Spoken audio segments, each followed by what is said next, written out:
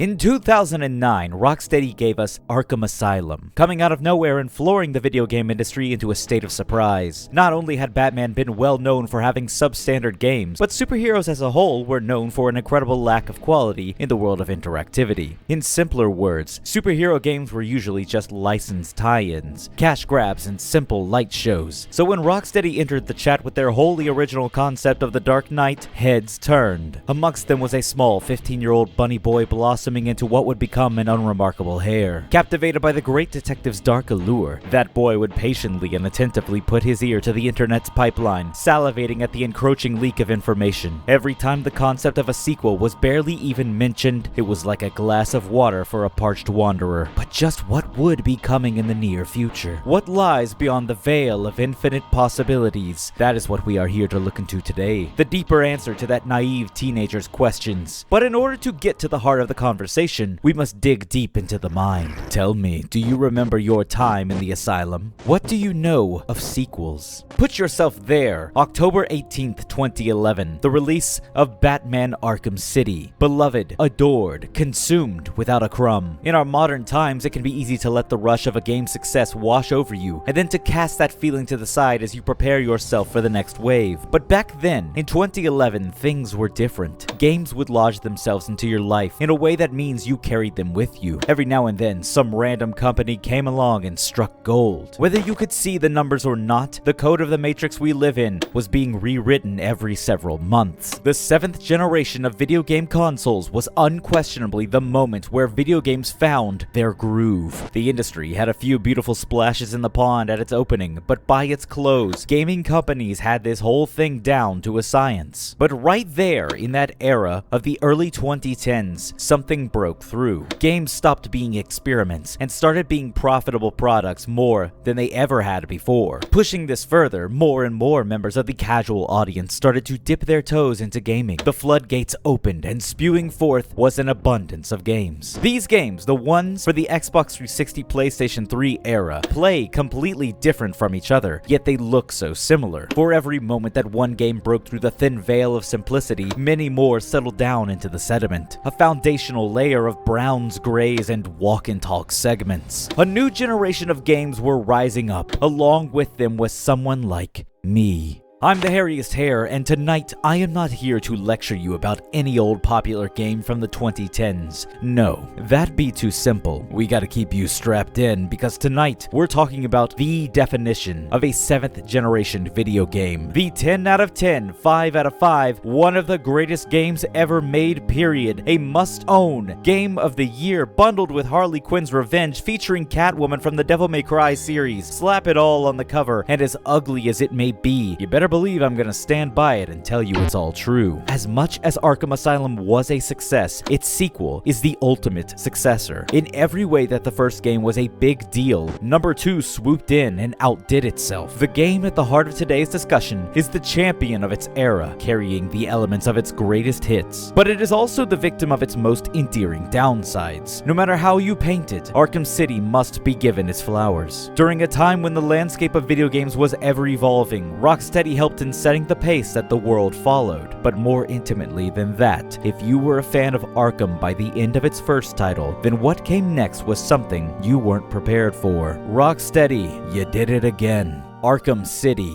changed the game. Is this a gamble for the studio? Will Batman pay off? Will there be bat hysteria?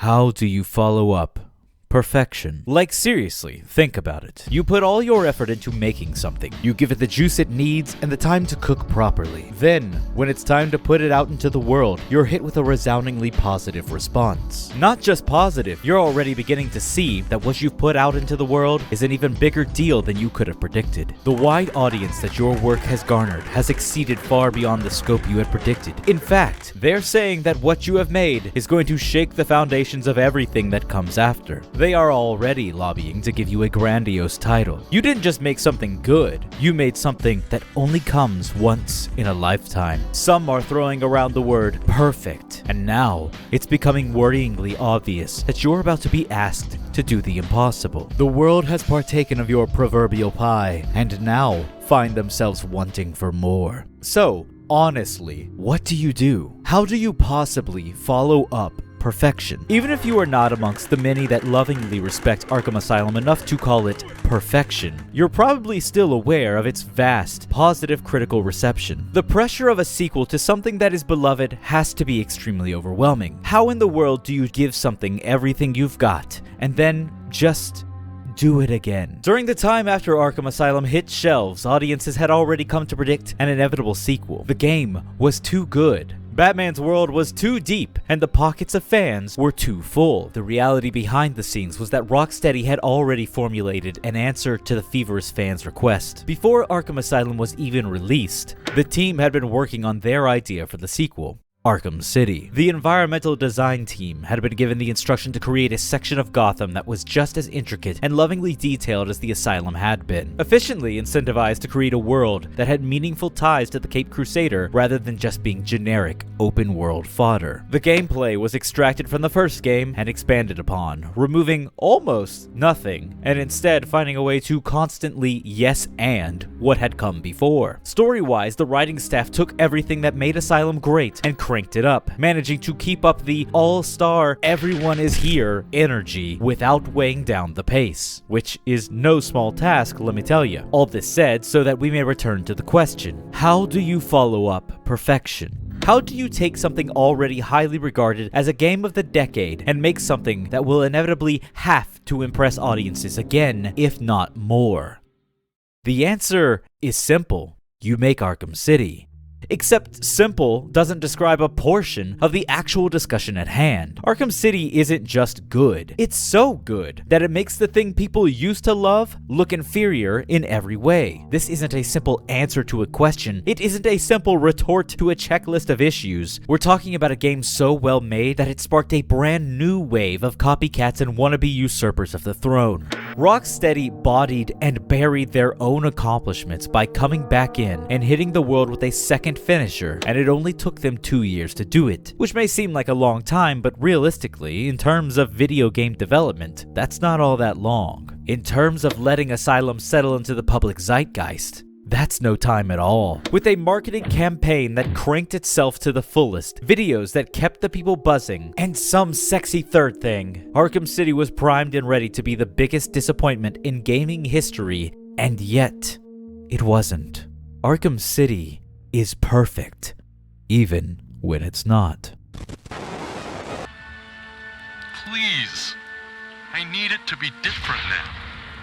Unquestionably, the crown jewel that cements Arkham City as the pinnacle of gaming for me can be most effectively summarized in just 20 minutes. By that, I mean the first 20 minutes of this game. In all of gaming, movies, and every form of storytelling, I have never encountered a more perfect introduction to a world. Indulge me for a moment as I break down every second of this introduction and then even further break it down into tiny digestible molecules, just so that you can have a taste of how ingenious this whole series of images is. We open on a sound of pain. Kevin Conroy, the voice of Batman. Black text barely piercing through the blinding white of the screen. An ominous voice piercing our ears. Wake up, Mr. Wayne. We have much to discuss. Responding to that, the voice we either know or just learned belonging to Bruce Wayne weakly replies, in both confusion and determination. Strange? You won't get away with this. Assuming you knew nothing going into this experience, now you do. Our villain is Hugo Strange, and he boasts over Batman in a position of undisclosed power. Flashback. Immediately, you can witness with your own eyes just how far Rocksteady's grasp of the Unreal Engine has come. More character models with a mild sense of variety. The one directly in our view is Vicky Vale. The logo on her microphone allows us to infer that she is a newscaster, and every individual behind her must be present for a similar purpose. She will reveal exactly why it is that the press has gathered here tonight. But before that, she name drops the location. This is Vicky Vale reporting live from Arkham City, the controversial super prison built right here in the heart of Gotham. Again, if you are walking into this game blind, now you have an answer as to what exactly Arkham City could possibly mean. Vicky explains that they are present to hear from Bruce Wayne, here to speak out against the Arkham City project. Vicky's introduction of Bruce Wayne is interrupted by the man himself, showing just a small touch of his cocky, falsified persona. The infamous Playboy millionaire has never been one to... Billionaire, Vicky. Millionaires are so last year. Slurp it up. This is the only taste of Bruce Wayne proper you will be getting. As sad as that is, it's more than the previous game gave us. As the press camera flashes intensify, you hear an electric charge, and then a shock. The screen going white with another pained yell from the captive billionaire. Strange continues to monologue and set the stakes, claiming that No one is untouchable. this line plays no pivotal role in our main story, but it is a massive display of his deranged capabilities. If Strange can do this to Gotham's rich and influential, his power may be more abundant than any supercriminal. But what exactly did Strange do? We cut back. Bruce gives a mildly impassioned speech, laying the groundwork for not just why Gotham should be against Arkham City, but what exactly the super prison is. A place for gangs to run rampant and wage war on each other. Another shock, pained grunt, and white screen. With restrained fury, Bruce attempts to make demands. Shut Arkham City down. It's out of control. The title card fades into view as Strange joyously declines, his final words revealing the severity of the situation at hand. By the end of tonight, I will be a hero, just like you. Batman. Back to Flash, sirens wail, armed guards storm the stage and abduct Wayne. Hands in the air, Wayne. We have Wayne. Target secured.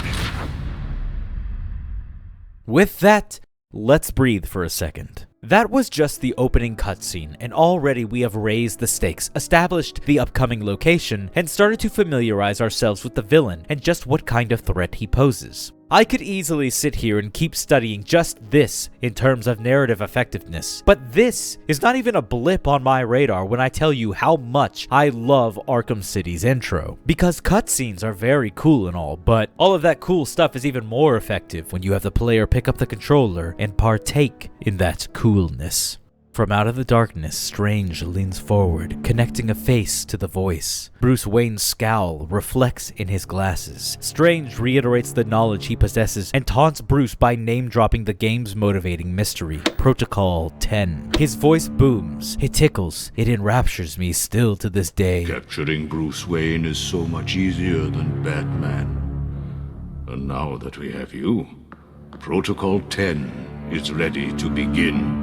Strange boosts his own ego, then threatens to reveal Batman's secrets should he try to stop him. After that, the professor makes his exit, disappearing into the darkness. The only thing left is the blinding light hanging above. The rest of the room's lights thunder to life, blinding Bruce momentarily. We see that our hero is strapped into a chair, his hands bound and his feet cuffed. The screen to our right automatically begins to play, an introduction from Dr. Strange. Not that one. He welcomes the latest patient and exudes his power over digitized monologue. Looking around, you can make out signs of blood, chains, and various forms of torture. Before you've even seen it, Arkham City's vicious tone is set. The player is prompted to use the left stick to escape. Bruce rocks the chair with the player's input, dropping to the ground and snapping the chair's strap. An alarm sounds and a guard rushes in. The player, in this moment, is taught the counter button. Once pressed, Bruce grabs and twists the guard's ankle. As the guard falls, he reaches up, grabs his walkie-talkie, and then pulls the guard in for a headbutt. A loud crunch sounds off as the guard's nose breaks and he's knocked away. Still holding the walkie, Bruce stands and slyly removes a chip from the back. Another guard batters Bruce and tosses him out the door, revealing a load of prisoners. Each of them is eager to jump forward and lunge on their favorite rich boy. But the guards put a bullet in one and demand Bruce head to Line A. In this room, you can walk a few paces, look around, and admire the chaos for a short moment. More than one guard will reiterate your objective: to enter Line A. The screens continue Strange's message. The supercriminal Black Mask can even be seen fighting off some guards with a broken chair. Once you push Bruce in line, a couple of prisoners begin to mock you. One of them says he'll serve you to the Penguin. The other inmate hears this and assaults the first, stating that he hates the Penguin. While subtle and easily missable, this quickly sets up the gang warfare we're about to encounter on the streets of Arkham City, a narrative drum that will be struck repeatedly throughout this game. The guard at the end of Line A calls for the other prisoners to move out of the way, bringing you to the front. One of the inmates stops you. says you're on his list, and does a corny little finger gun at Bruce. It may take some replays to realize it, but this is Deadshot, not just a villain in the comics, but also one we will encounter later in the game. As we pass through the metal detector, the sensor sounds off. Is it the cuffs? Is it the chip we're holding on to? Maybe the small anti-Arkham pen still attached to Wayne's chest? Regardless, a guard starts to attack us before Strange intervenes. He assures the guard that Bruce won't be any trouble, but he does so in an almost mockingly sarcastic manner. Your weapons. Mr. Wayne will not be any trouble. Will you, Mr. Wayne? The cuffs can stay on. We don't want to make things too easy, do we? We are tossed forward, an airlock type of room with two others. Random man number 1, and none other than Jack Ryder, famously hated radio host. Bruce attempts to protect Ryder, telling him to remain calm and get behind the broad-shouldered billionaire. Listen to me carefully. When they open the door, do not panic. Stay close to me. Ryder doesn't take his offer seriously as the door slowly rises. Before us is a sight my young mind latched onto and has never forgotten. The tall fences with inmates crawling on them, the army of jumpsuited bloodthirsty criminals, the helicopter overhead shining its spotlight in our eyes, and a mysterious figure standing atop a roof in the distance. This is the welcoming beacon of Arkham City. Several inmates hop the fence with no resistance, jumping Ryder and the stranger. Two of them lunge for Bruce but have their bones broken with a simple counter. Bruce in this section walks slowly, his movements confident and precise. Even though we are without the bat cowl, you can feel the aura of intimidation exuding off this man. His hands still cuffed, Bruce knocks Ryder's assailant down and attempts to assist the beaten up reporter. The main gates swing open. Through them step several more thugs, dressed differently. They flank one small portly figure. Just behind you, another assailant has hopped down, lead pipe in hand. He strikes Bruce's knees, causing him to collapse, and Penguin finishes us off. When we come to, Penguin has dragged us off to his own special alley, planning to beat Wayne down as a spot of personal revenge. The player is once more quizzed on their use of the counter button, first with Penguin, then with his boys. After a few counters, Bruce uses one of the criminals to break his shackles, finally setting the player free. Wayne goes hog wild on the baddies, then you're given the ability to climb up to a vantage point. Also, if you want, you can knock Penguin out with one solid strike. At the top of the roof, Alfred is given a call. If the player wasn't aware of the stakes and objective, they're caught up alongside the butler as Wayne calls in the goods. Bruce finally dons the bat suit, and the game proper can finally commence. Whew.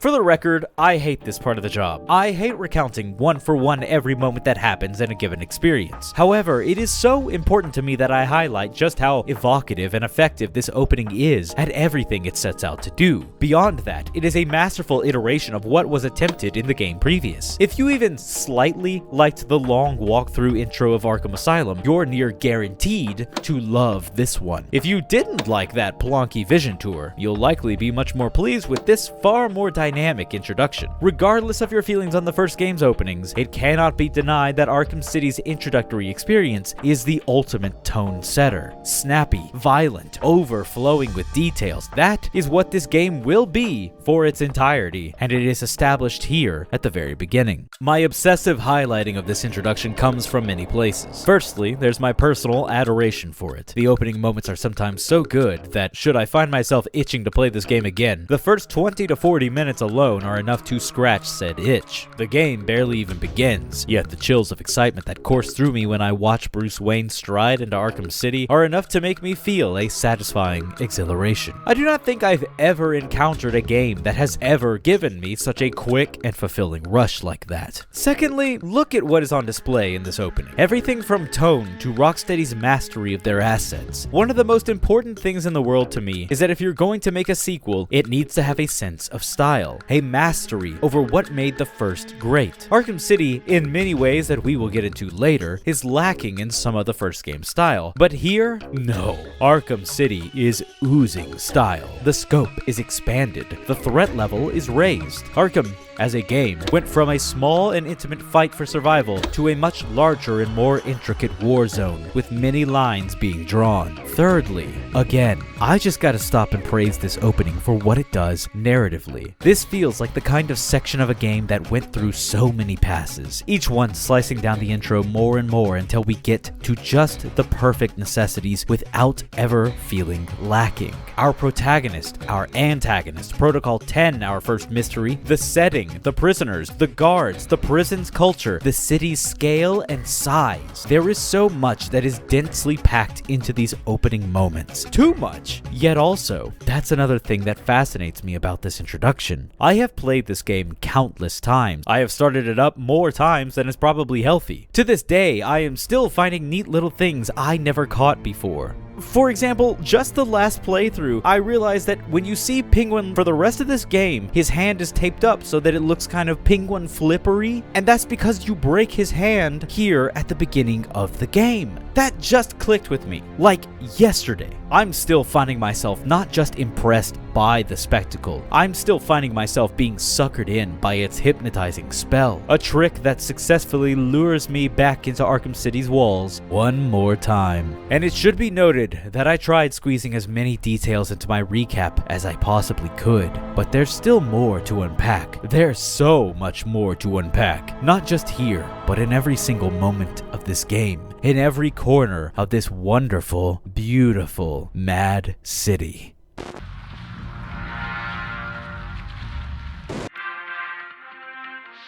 Today on Batwatch.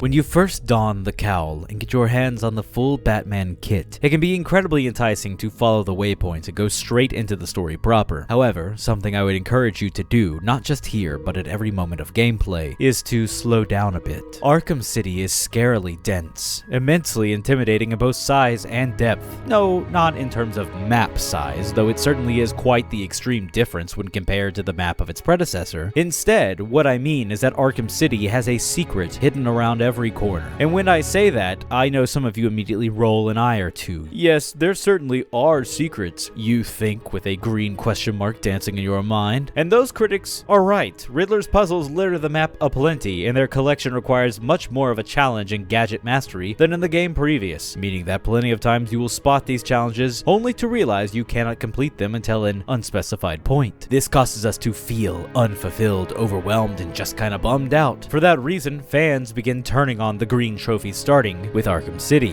Where in the Asylum they were handled with tact and simplicity, here in the city, well, they're just kind of frustratingly abundant. And this subject only gets worse the more I reveal about it. Yet that is still not what I mean when I say Arkham City is dense. Ignore the green funny man. I will have more to say on that later. Instead, direct your eyes to the vistas created by the environmental artists. Before they were polluted by riddles, think about this world as an entity made to exist in. When you do so, you'll notice something more. Instead of pouncing onto a pack of enemies, linger for a moment. Hear what they have to say. Turn off detective vision and let the level design speak for itself. Pay attention to the inmates' attire, their subtle, idle animations. Give Arkham City a moment to breathe, and you'll begin to hear it sing in a way few game worlds manage. It exists beyond you, before you, without you. Before we get too far from it though, I want to go back to the moment we get control of Batman. Like I said before, it's so tempting to go straight to the story. However, if you stop here and analyze what's going on, there are little moments that happen here and no other time in the story. Down below, thugs are being recruited into Two-Face's gang. One of them with a megaphone blocking a gate that leads to Two-Face's courthouse. Nearby, some others are training to fight, hoping to prove themselves to Two-Face. Jack Ryder, off to the left of where we start, is being beaten down by inmates demanding to know where Bruce Wayne went. Saving him results in a funny little interaction. Near him are some guys in hoods. When spoken to, one reveals that he's not a criminal. He was just one of the workers who helped construct the walls surrounding Arkham City. This really helps add to the player's outlook on who Strange is as a villain and just how far his plan is willing to go, involving innocent lives to cover his tracks and sever all possible connections. And while the player will probably bump shoulders with political prisoners from time to time, none of them are really written with such an obvious introduction like this one. You are meant to find it at this time, and I just never did. I need to emphasize once more, I have played this game for hundreds of hours. I have played this introductory sequence more times than I care to analyze. Despite this extreme, intimate knowledge of this game, I have never personally experienced this moment until playing it most recently for the sake of recording. A game that has been in my life for over a decade, and I'm still finding things I've never found before. That's just here at our start. There are multiple moments in the game that serve as little video game programming checks. After you reach certain points in the game, the world state changes. Enemy positions and alignments shift. As one gang leader becomes more prominent, you can watch as the environment populates with their specific goons. These changes in the world are dictated by how far you have progressed in the story. Every time you enter a big building, expect to come out and find something noticeably different. It keeps the game engaging mentally and physically. Areas that become familiar get shaken up. Every door feels like an opportunity to be surprised. Just by noticing the frequency in which this change-up occurs, it almost makes you wonder, just how often is this game shifting and changing in places I haven't visited? Could there be something new in areas the game isn't telling me to go? Were you to try and scope everything out, it would be exhausting. And if you think that's what I'm praising here,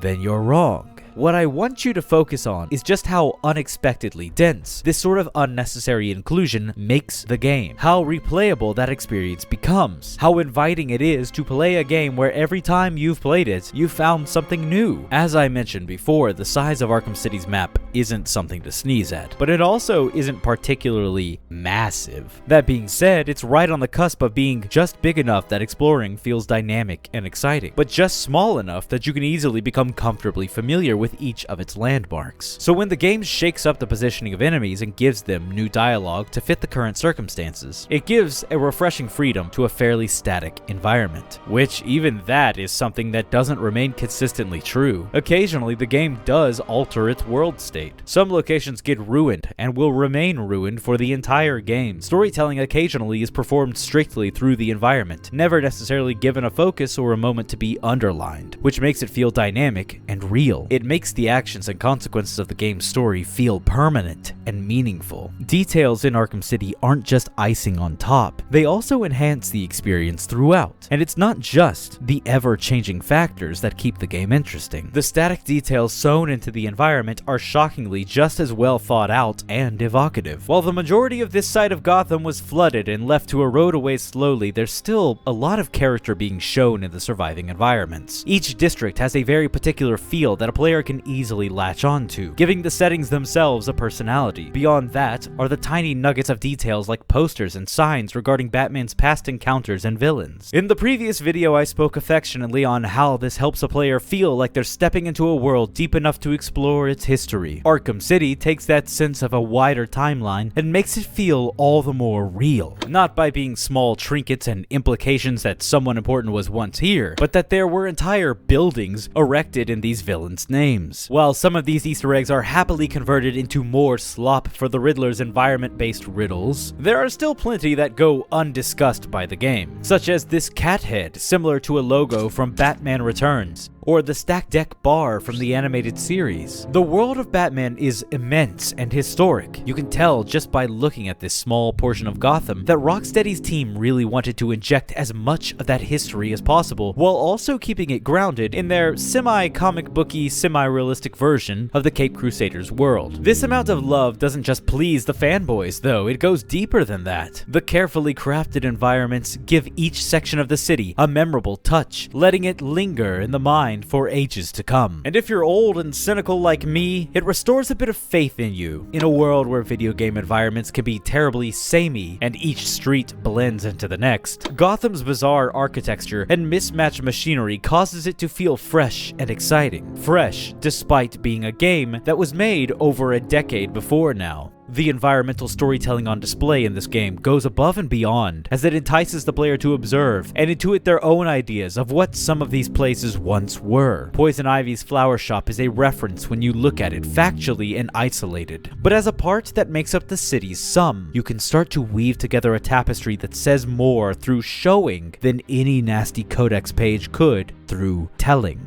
Sometimes Arkham City does do a large chunk of telling, and I hate to imply that this additional usage of language was unimportant, but I think that no amount of expository tales could do the same that visual indicators could on their own. Looking at the environment gives you a sense that these buildings weren't just buildings. Someone lived here. Someone's greatest days were spent here. Then something happened, and this portion of Gotham was shut off to the public, made into a playground for people to ruin and desecrate. Without saying a word, you can just see it. You can feel it. And there are few other times in a game when I have felt the marriage of both environment and character in a way similar to this.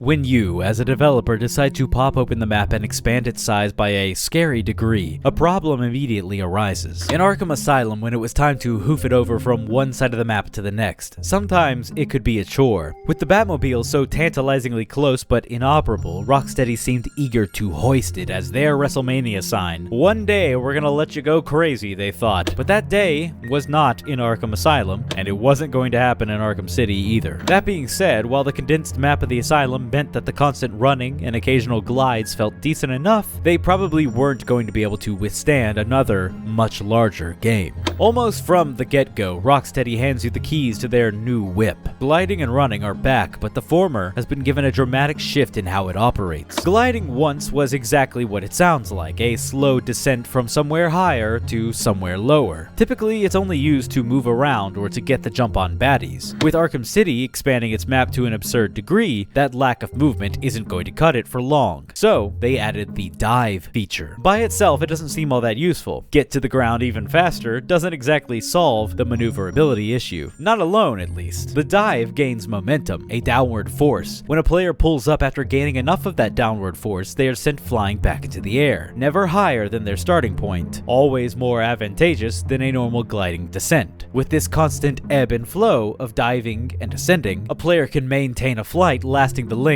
of a sizable chunk of the map. When pairing this with the grapple hook's constant omnipotence, traversing the rooftops of the prison becomes an engaging activity that can keep a player more than simply entertained. Gliding, grappling, running to a building's edge, and leaping off with a dive to keep the traversal loop going. This system manages to maintain the illusion of weight and fluidity that the Caped Crusader should harbor. And rather than betraying that weight that was once given to him in the original game, Rocksteady managed to find a way to naturally incorporate it. Gotham City was clearly crafted for Batman. Some buildings jig while others jag. The towers allow for a player to zip up to one and use its height to further reach over the many, much smaller buildings. The glide's diving mechanic alone would be quite a leap in advancement, helping a player fly farther. Yet, as much praise as I've given it, that's not the true pinnacle of achievement here. That honor goes to an upgrade you must earn through a few simple challenges. The grapnel boost. The grapnel hook remains always available, and whether flying or running, a prompt to anchor Batman to a building's edge is always going to be popping up somewhere on the screen. As I described a moment ago, the buildings and their grappleable nature make them excellent to break up the monotony of maneuvering. However,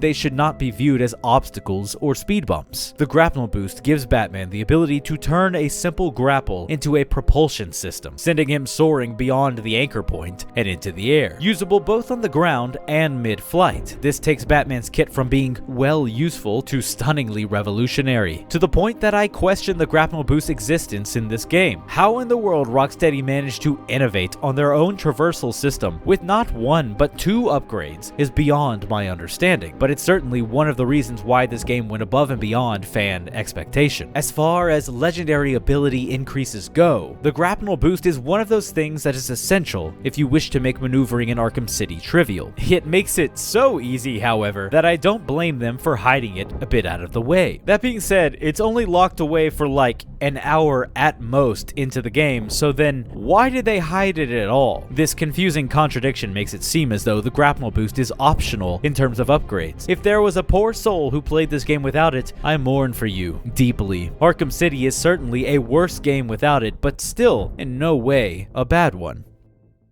I'm pretty sure my first playthrough was without the grapnel boost. I could be wrong, but I think that's possible. Everyone, flee for your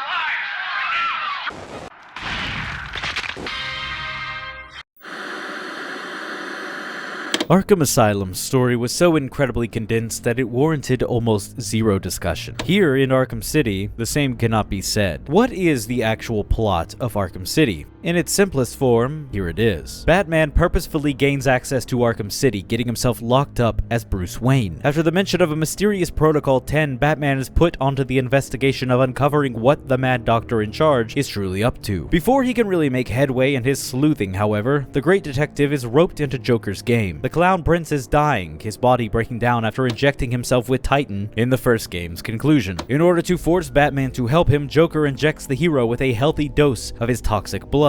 Now, there are two clocks ticking down. Protocol 10, which slowly counts down over the course of the game, and Batman's slowly declining health as he searches for a cure to Joker's disease. As a location, Arkham City is a massive expansion of Asylum's best concepts, so naturally, the story has an aggressive expansion of its own. While the story can seem simple when described the way I just have, what should be kept in mind is that Arkham City is a game of speed bumps and pitfalls. Villains interrupt our path, getting in the way of progress one way or another. Either they have something we want, or they're just being a real destructive nuisance. No matter which, Arkham City's plot is constantly pushed and pulled by the antagonists, making the game feel like one incredibly exhausting endeavor. But in a good way. The distractions feel natural, and the constant movement from one plot beat to the next are ultimately engaging. Less engaging, but still interesting, are the multitude of side missions. Unlike Arkham Asylum, City is a big game. To populate that big game, we have the return of Riddler trophies aplenty. On top of that, we have villain appearances that are completely separate from the main story, presented in a way that makes them entirely avoidable, while being given just enough justification as to explain why Batman would stop to wrap the loose threads up. A lot of Batman stories have pined for what Arkham City pulls off, the ability to naturally invoke the presence of every fan-favorite supervillain. And, it needs to be said, I don't think I've ever seen anything else do it as well as this story does. The setting makes it appropriate to bump shoulders with the ne'er-do-wells, and every time we do, the story is laid out in a way where every distraction from Batman's inevitable ticking clock raises the sense of tension. Occasionally, you'll say, "Ah,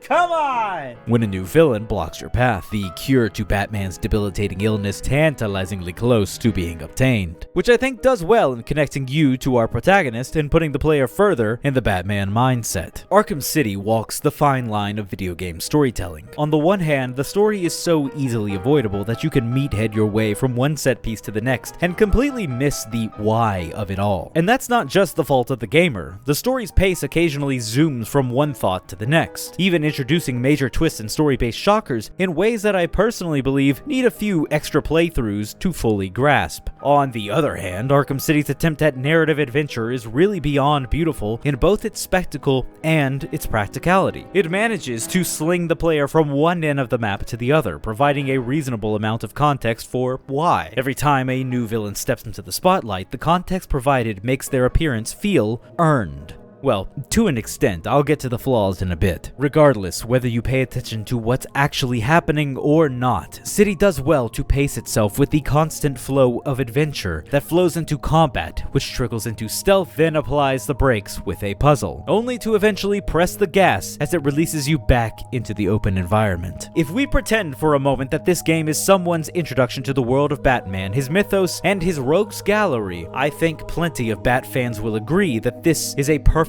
reasonable place to start. Arkham City introduces its villains with tact, never having to step on another bad guy's shoes to get their needed spotlight. For example, when Mr. Freeze is finally able to don his suit, he is able to show off his intellect and usefulness. There's even a peek at the fact that Freeze isn't an inherently evil person. But when he completes the needed cure for Batman, he heel turns, providing the context of his motivations. He needs Batman to help him find his comatose wife, and he's willing to stoop to villainous means to manipulate the hero into helping him. You don't want to do this, Freeze. Oh, I believe I do.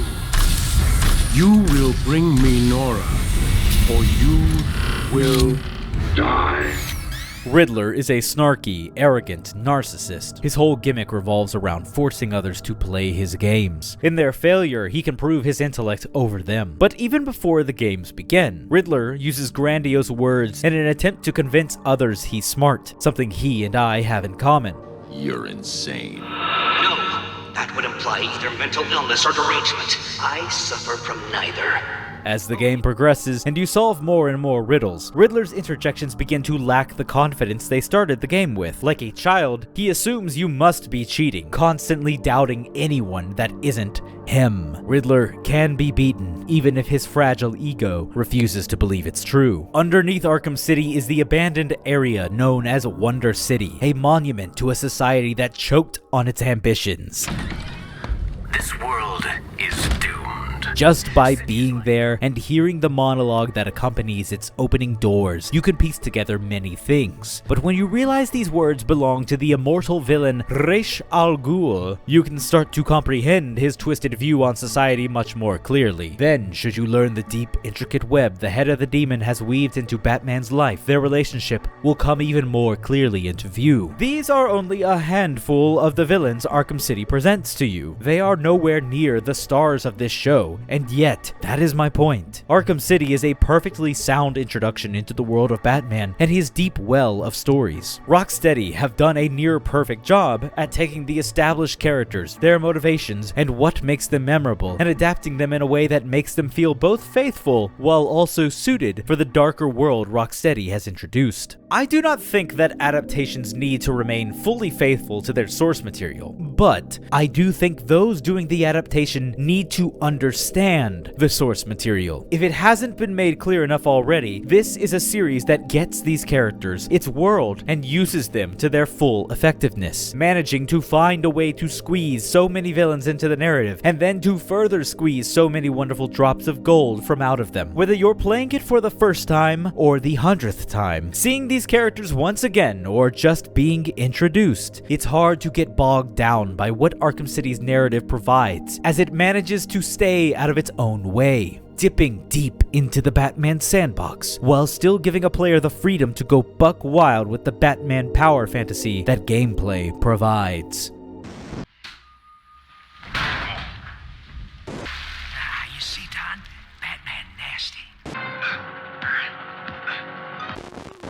In the previous game, combat consisted of the very simple but extremely effective series of attacks and counters. Hit when you can, counter when the enemy goes for a swing. To break up that simplicity was the ability to cape, stun, and throw a batarang. To be completely honest, the shakeup that these small actions added to the variety of gameplay were fine for the time, yet they didn't really add too much to the gameplay loop overall. In fact, I'd argue that the rhythm-based combat was always Arkham's strongest appeal. The extra additions to that main loop were just unnecessary sprinkles. At least, that's what I would have said if we were only talking about the first game. Arkham City takes the free-flow combat system and cranks it up to a completely different level, not only by adding loads of new options in what you can do in any given arena of combat, but also by cleaning up parts of the loop that most players wouldn't have even noticed. Let's start with the bad guys. They've got all kinds of new options from the very beginning, and only increase in their variety the further the game goes on. In the first game, thugs take turns, never rushing Batman more than one at a time. In the sequel, multiple enemies can attack at once, forcing the player to press the counter twice or even thrice, which will initiate a counter on the group of attacking enemies. The way that thugs randomly decide to gang up on you in a given combat scenario means that you need to stay on your toes and pay closer attention to what's happening. No longer can you safely press one button to protect. Now you have to worry about pressing it as many times as necessary. Mechanically, it also speeds fights up, giving Batman the ability to wail on a few extra dudes, knocking them down and giving you the chance to apply some real damage to those left standing. Variety inevitably becomes the name of the game in Arkham City. In the Asylum, the only real difference to the thugs was the very occasional knife wielder. These guys couldn't be hit without being stunned first. Here in Arkham City, they work a little differently. Now, they're free game to be smacked around, no stun needed. However, their attack is completely different. A long string of slashes that force Batman to back up and wait for his opportunity to get in. While they don't pose much more of a threat than the next guy, their existence causes them to take a bit of priority. Don't let them throw off the rhythm you've got going. Hit them before they can start swinging on you. Another change to these guys is in the way they are no longer a dedicated knife-based enemy. Anyone on the field of battle can pick up any weapon. If one thug drops something, another can take his place. This means that there is no true removal of threats, only the prolonging of their existence. Then there's the wide guys, armored up individuals that appear somewhat infrequently. These are the new victims of our cape stun. After a quick flash of our cape, hitting them requires a new flurry of focused punches that lock you onto a single target until they're taken out, leaving you open to attacks from behind.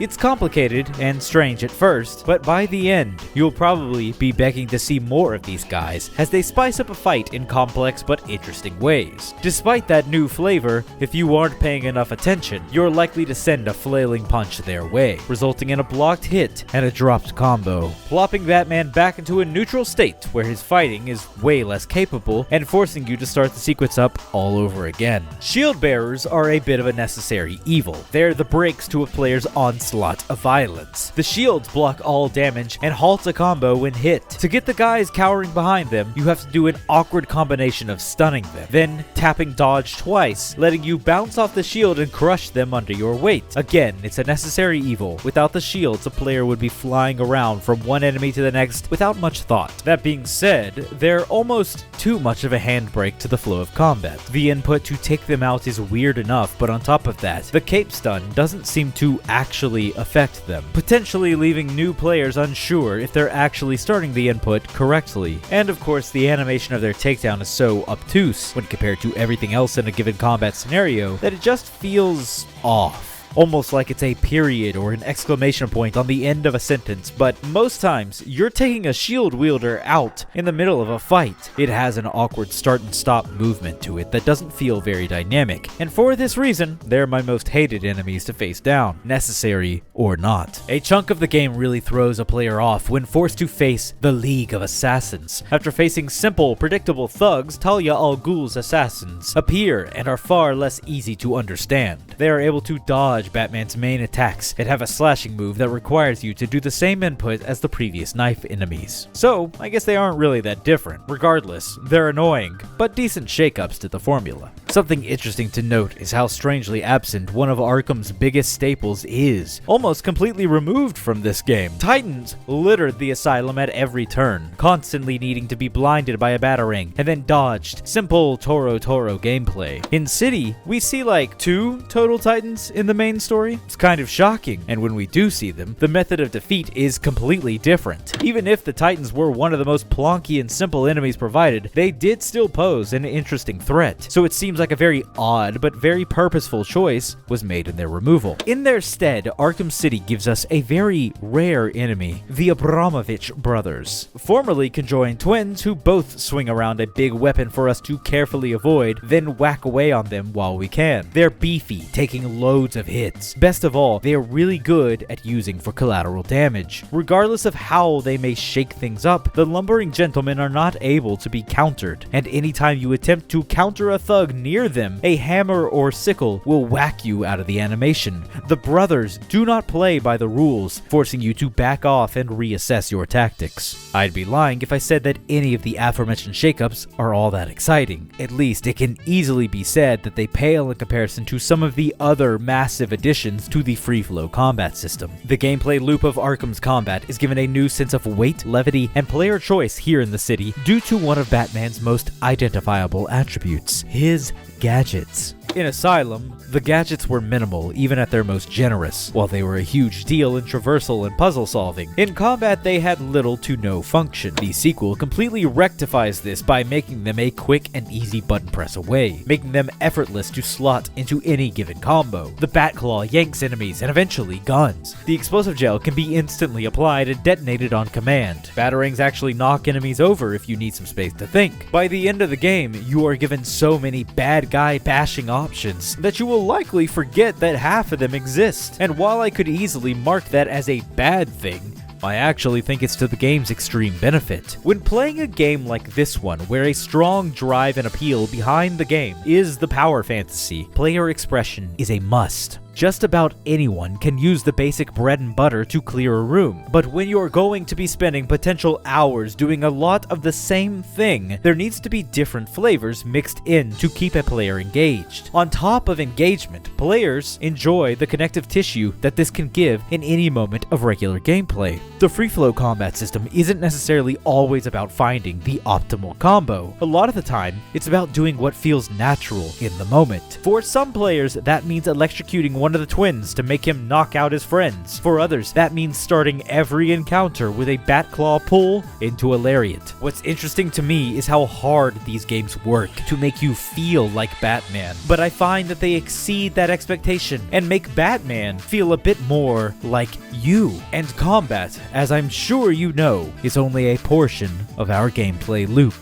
Predator missions make a glorious return. In Asylum, we hopped from gargoyle to gargoyle, slowly picking off enemies. Here in Arkham City, we kinda do the same thing, except this time, they're not always gargoyle statues. Sarcasm aside, City's Predator missions are definitely more varied and exceedingly more interesting. Verticality is used to a more extreme effectiveness, and the claustrophobia that haunted the levels in the past are often replaced with a dizzying openness. With fewer spots to perch from, a player is forced to get closer to their targets, which in turn forces further input on the part of the player. To keep Batman even further away from the vantage points, the enemies are given tech to counter the hero's usual gimmicks. Some can spot Batman with the world's slowest scan. If a player grapples up to the gargoyles in a goon's sight, they'll probably shoot the vantage point, destroying it. Later, henchmen introduce a signal jammer that blocks Batman's famous detective vision. Extremely effectively, might I add. Like I mentioned before, Asylum's gadgets were mostly for the purpose of puzzle solving. Only occasionally did the gadgets actually become useful in moment-to-moment gameplay. Here in Arkham City, Rocksteady focused on the gadgets, making them useful in and out of combat, as well as Predator missions. We can use the gadgets in a multitude of ways, not only on the henchmen, but also on the environment. The level design in Predator missions focuses much more on exploration and experimentation. While this wasn't absent in the first game, you can tell that the sequel wanted to give the player even more options on how they handle a given stealth mission. Over the course of the game, Batman will gain the ability to freeze enemies, turn their guns off, and even light up a generator, sucking a weapon out of an enemy's hands. The stronger Batman's arsenal becomes, the more self-expression there is to be performed by the player. The gadgets give you the chance and the option to torture your victims a little further. You play with your food before you pounce. As the name suggests, in a Predator mission, these henchmen are the prey. Detective vision makes a return in Arkham City. Constantly flashing in and out of it will be a mainstay of this series without question. The lessons learned from the first game were among the thoughts that detective vision is just too strong. Arkham City has an obvious attempt to kneecap the vision. It has less visual reach. It is a lot more foggy and difficult to make out the environment. Despite this, I'd argue that it wasn't turned down enough. It is still entirely possible to play the majority of this game with the detective vision cranked on. To put it simply, that's not great. Not only because of how it eliminates a player's interaction with the environmental design and detail, but also because of how it eliminates a sense of, well, any emotion during gameplay. As I mentioned, there is an enemy that attempts to counter this technology with a jammer. Ignoring the question of how they know about Batman's detective vision, the evolution of our enemies is something that I really enjoy seeing. As we get new skills and tricks to torture them, they find new ways to avoid our more mischievous plays. Sadly, no matter how much the enemy tries to stack the odds against you, they still don't stand a chance. Detective vision is still all too powerful. The vantage points are too useful, and even though the game gives you a wealth of options and gadgets, nothing is as useful as a simple stealth takedown. It's almost sad that Batman's stealth falls victim to its own strengths. The fundamentals are so strong that the other options are too easily avoidable. That doesn't take away from the fact that Predator missions are immensely satisfying to a brain like mine. There is something so engaging about creeping through a room and systematically removing the enemies one by one, whether it's from careful positioning or proper planning. The strange mastering of Predator missions is something that, once you get the hang of it, takes the games from being slow at times to being unbelievably snappy. Arkham City is a game that makes you feel like Batman. When done successfully, Predator missions are the pinnacle of that sentiment. Returning to the combat, from the outset, it can definitely look like Arkham Asylum and Arkham City are just rehashes of the same fighting system. But if you're deeply familiar with these games, then you'll know that the two may play and look similar. However, under the hood, there are just enough changes to make me definitively say that I choose to play City over Asylum nearly every time. It's not just about variety, there are small tweaks, additions, and very minor effects that make City a brand new ballpark to play in. In between each punch, there is much more focus on a fluid movement. The movement has a very specific but very familiar timing to it. Even if Batman's animation varies, you can typically predict how long an attack from your player character is going to take. Enemy attacks have been given just a few frames more in their animation, and Batman has been given just a few frames less. This means that many times, you don't even have to counter an enemy attack. You likely can hit them before they can hit you. If you're as risky as I am, you'll rarely even do the double counter. Why counter two when you can whack one and counter the other? There are other instances where instead of countering an enemy, I simply target someone further away, flying out of the thug's range. With enemies only attacking one at a time, this means that I'm safe to wail on a different guy before anyone can do anything about it. This freedom can lead to decision making on the part of the player that takes place within mere milliseconds. Where do you aim your next attack? Do you attack close or do you strike a further target? Counter this one or risk it and keep swinging? On top of that, enemies do not snap into an attack the way they once did. Video games are weird in this way, where once an NPC starts an animation, they can slide into position for the animation to line up with their surroundings. In this case, the animation is a punch, and we are the contextual thing it needs to connect with. In the first game, if it seemed an enemy was going to miss their attack, there's a strong chance that they would slide across the ground to meet us, getting hits in that felt unfair in real-world rules, but kinda made sense in a video game. Arkham City's solution is to slow that slide down and be more honest about hits. If a guy is gonna miss his punch, he's committed to that whiffed attack. This means that you can play with a completely different mindset, an open eye that scans every enemy and assesses how much of a threat they are. And I know that initially sounds like they made the game easier, and maybe they did on a small scale, but Arkham City isn't small scale. You are fighting massive rooms of enemies. Arkham Asylum's maximum number of on-screen combatants is closer to some of Arkham City's minimum. The camera pulls out further, the arenas are given a wider space. Though they may have beefed up your abilities, that doesn't mean that the gameplay isn't somewhat taxing, because now you are making a series of micro adjustments and choices in the span of seconds. But most times, a fight doesn't last seconds. As big as these hordes are, sometimes you're burning through these decisions and mashing these buttons for minutes on end. It is just the mere fact that you can safely ignore counters in a fight that makes the thought tantalizing enough to add it to your rotation of considerations. This is why I choose City over Asylum nearly every time. After you get the rhythm and flow of this risk-reward balance, it is hard to go back. The game finds a beautiful middle ground of difficulty and captivating freedom. The pressure is on, but you have been so steadily prepared that by the time you get to some of the game's hardest rooms, you may smile because it means you can finally use your whole arsenal. Arkham City feels like more than just a sequel in all these ways and more. It is the evolution, the next step further in almost every single department of gameplay. Asylum represents the first few steps into a pool. Now, we're getting into the deep end. Look, you may be used to dealing with freaks and monsters, but I'm a little new at... None of you are safe.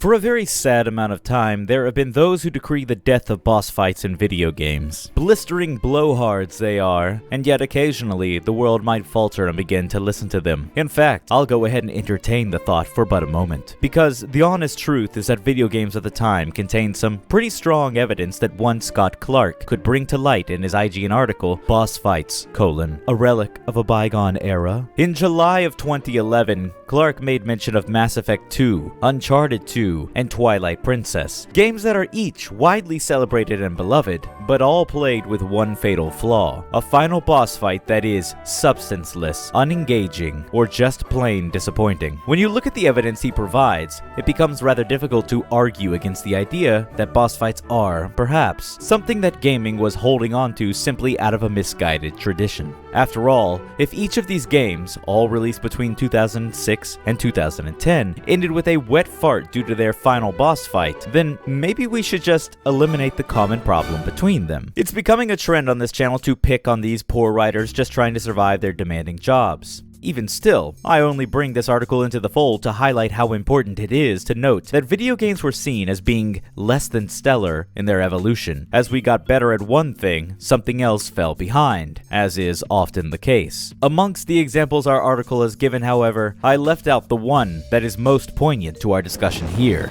Batman Arkham Asylum. Just like the others on this list, Asylum is a game that is beloved, considered to be a roller coaster of gaming, plagued by a final boss that is, as I said in my video over it, one of the worst boss fights in gaming ever, of all time. But with Asylum, it isn't just the last fight that sucks, it's the majority of the boss fights. The game introduces you to Titan enemies. The way to beat them is to blind them with a batarang when they go to charge, let them bash into a wall, then wail on them while they're stunned. At first, they can kinda seem like a boss fight, but they are eventually roped into the common enemy folder, so we don't have to call them a boss per se. Eventually you meet Bane. He bursts out, throws you into an arena, and a boss fight commences. The goal is to survive and pop the tubes feeding his body the venom that beefs him up. While yes, he can throw a rock or two, Bane is pretty much a reskin of the Titan enemies. The same problem, the same solution. Batarang, wall, punch.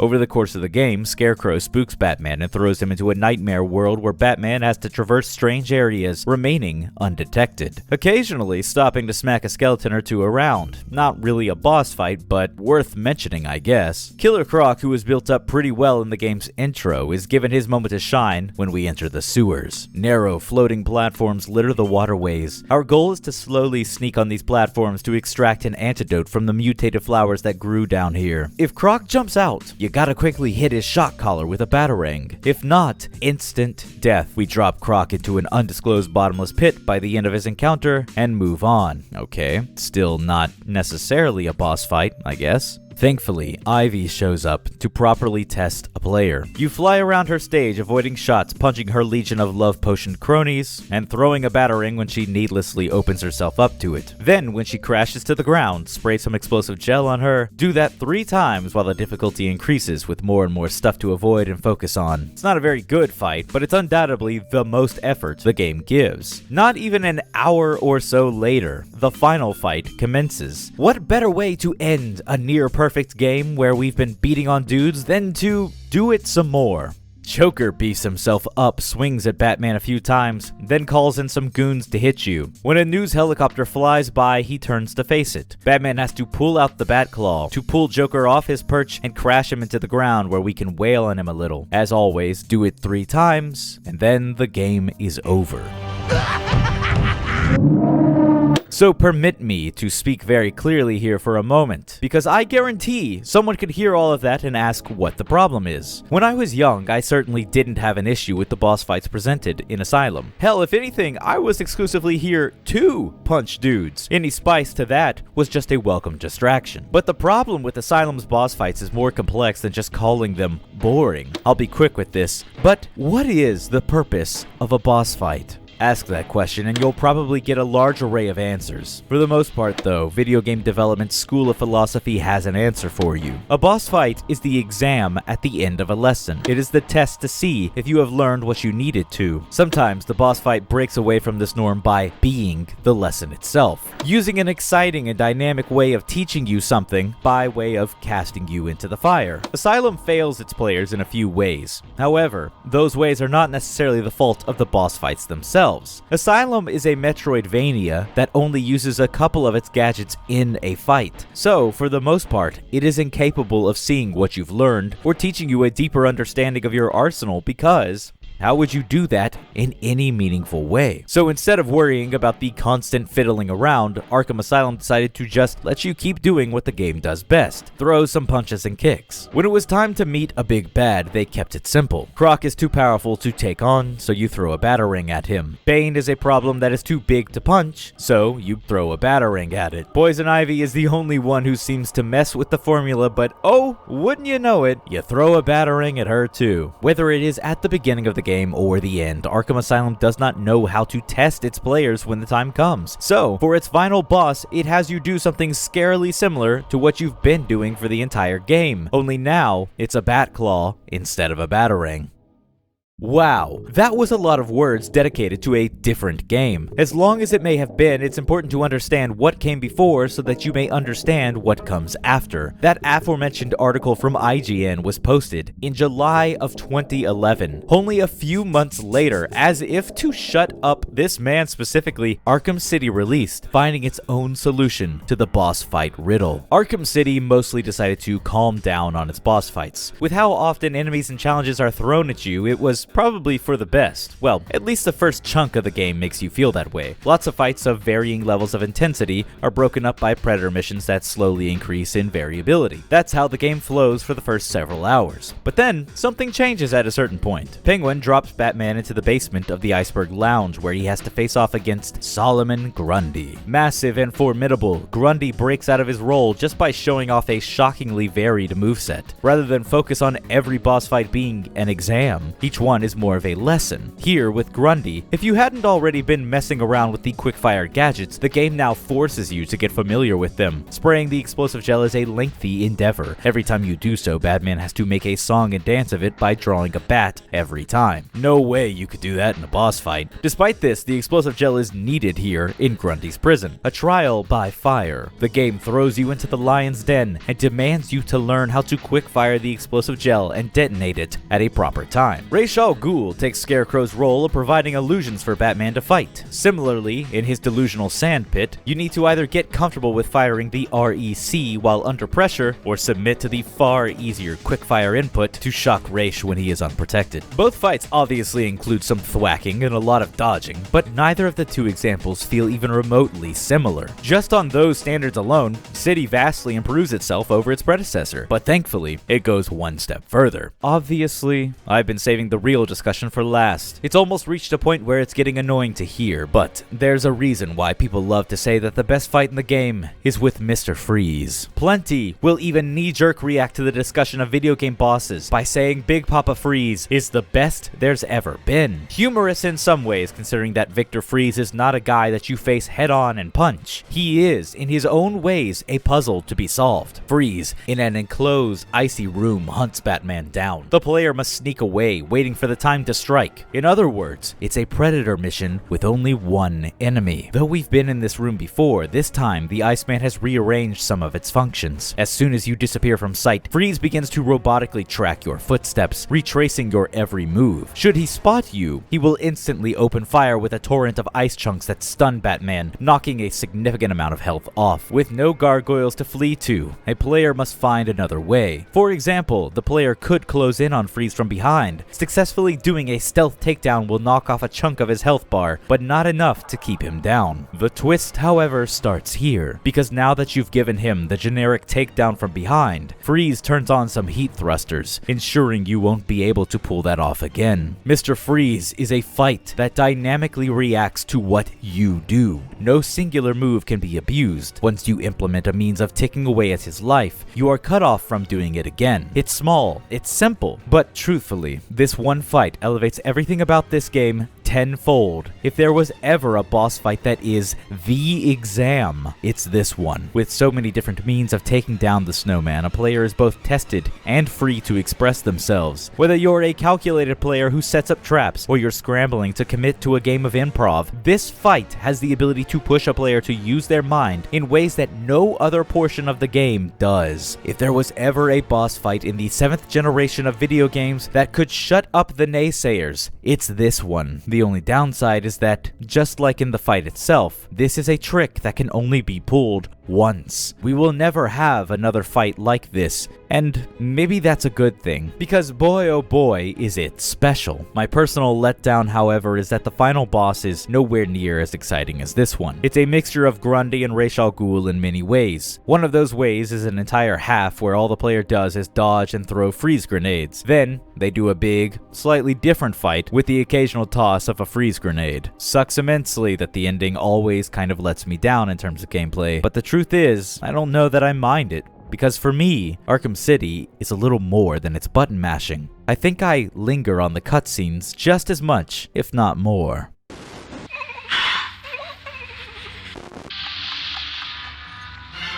I think it's gonna be rad. Really? What's rad?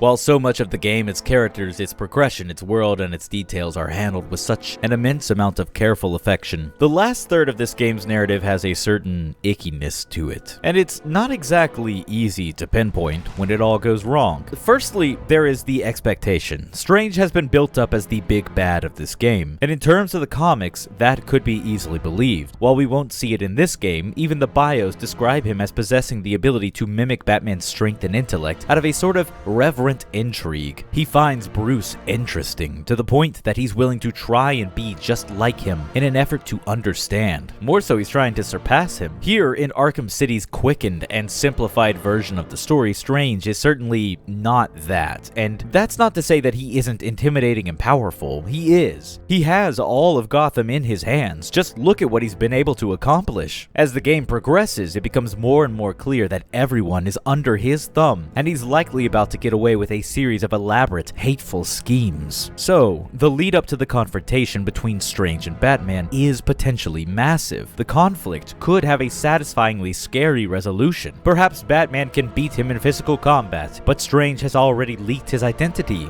Something like that. A final moment of "you didn't win." Instead, our twist is that Strange wasn't the puppet master at all. As the game nears a conclusion, more and more evidence begins to stack up, pointing towards an unnamed individual who sits above even Strange on the totem pole. And when it's finally revealed, it's kind of disappointing, even if it does make some amount of sense. Just as we reach the Mad Doctor, a sword flies through his chest. Ra's al Ghul, the mastermind behind it all, the one with the available funding to campaign a weak mayor and supply a madman with a super prison. On top of that, Ra's needed access to another Lazarus pit, and there just so happens to be one at the heart of his abandoned Wonder City. He is unquestionably the villain who would most align with the philosophy of Dr. Hugo Strange's Protocol 10, which we finally encounter in the game's climax in the form of a mass purge, helicopters bombing every section of Arkham City, killing everyone inside its walls. After all, that's Ra's whole thing: kill the criminals, the weak, the unworthy. In my youth, this may have been the first time I ever encountered a story beat like this one. A twist that makes perfect sense, but just feels lame.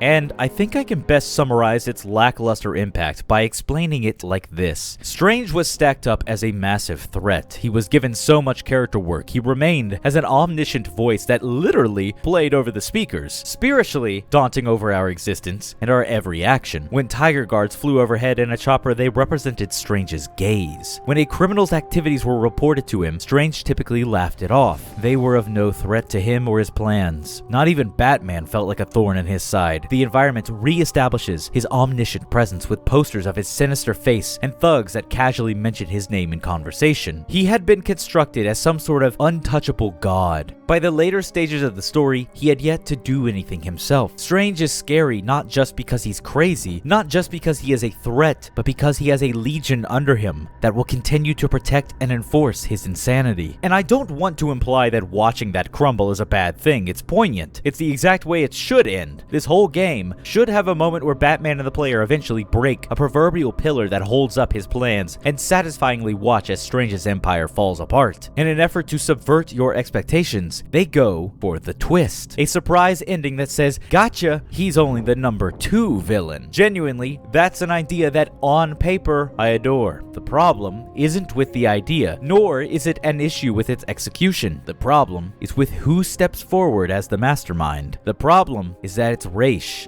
Ra's al Ghul, in this world, has been built up as a jobber. The very literal first time you may physically see him in the franchise, he is a corpse in the asylum. Neatly, when you return, the corpse is gone. Someone has whisked him away to resurrect the head of the demon. The next time he appears, he is a spectral entity. He puts you through a little gliding challenge, and Batman gets a little taste of something magical that will prolong his life long enough to reach the game's conclusion. But that is just a spectral projection of some kind. When you you finally see the real deal, he is pale, weak, and frail. The game quickly implies that after hundreds of years of keeping himself alive, his dips in the Lazarus pit are getting less and less effective. With one last bathing routine, he rises to fight you. I don't mean to mock the guy or his fight, but in terms of a conclusion, Batman beats him without too much sacrifice. At most, he is a waste of Batman's limited time. We beat him, he spits some Palpatine wisdom begging us to kill him and take his place, then we move on with the game. The impact of Raish's inclusion is so minimal that I wouldn't be surprised if some players forgot him entirely. Like I said, in this world, Raish is a jobber. He loses to Batman, making Batman look even cooler and stronger, like a jobber does. So when Strange is stabbed and the real mastermind is revealed, it's hard not to raise an eyebrow at the image of Raish as the theoretical big bad. I say theoretical because he dies again.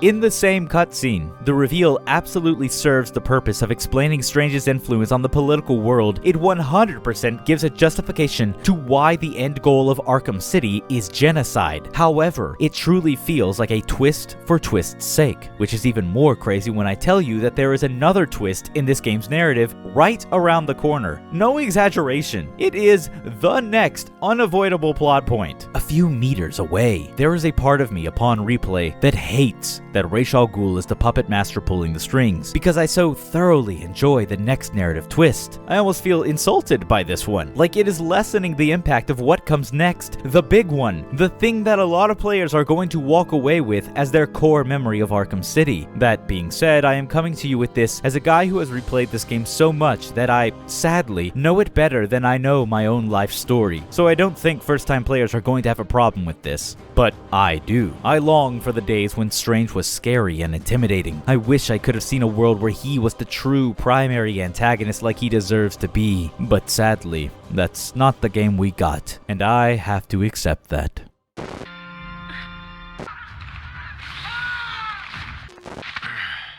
My name's Richard Grayson, but all the kids at the orphanage call me Dick. Well, children can be cruel.